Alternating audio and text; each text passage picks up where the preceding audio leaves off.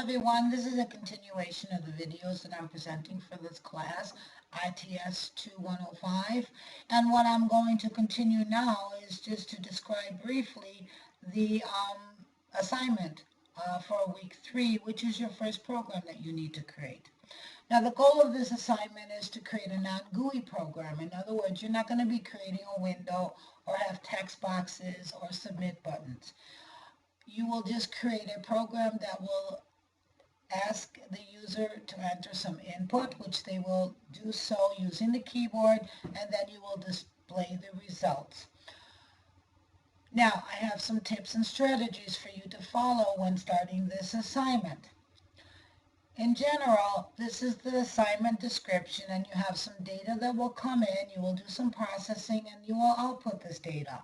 This is following the input process output cycle as mentioned in the previous 2 videos. So this is what you will follow when you first start considering and thinking about your program. First part is input. So the input part of this scenario is write a program that prompts the user for the following information inputs.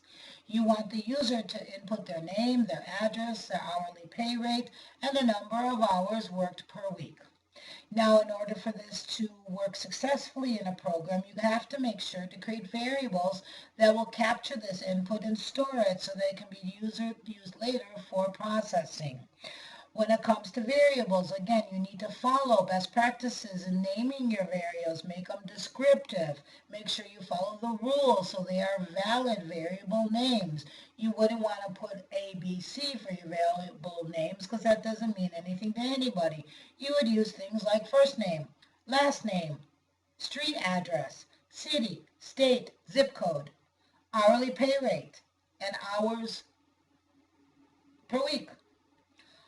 Now you have to make sure that when you create variable names, you cannot put any spaces between the words. So what is done is the words are typed together, but to differentiate between the words, you would put the first letter capitalized. So first name would have capital F and capital N.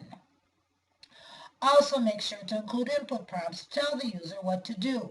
In the video, Beginning Programming 2, I showed you an example of an input prompt and to make sure that you have quotes around the words that you wish to display.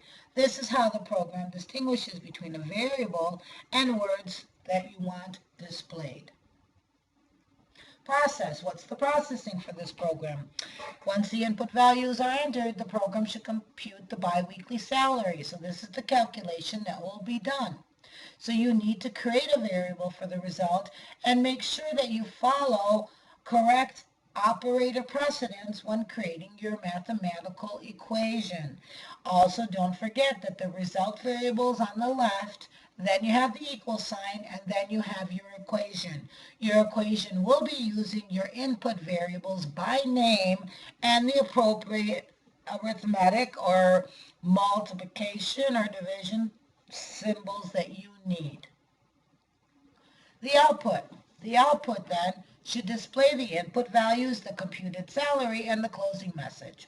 So it will have a statement that will display all those input values, but do make sure that words you want to display have quotes around them. If you just want a value from a variable, you would just type in the variable with no quotes. So this is an overview of your assignment for week 3. We will be fine-tuning this and also getting you ready to be able to program this in C#.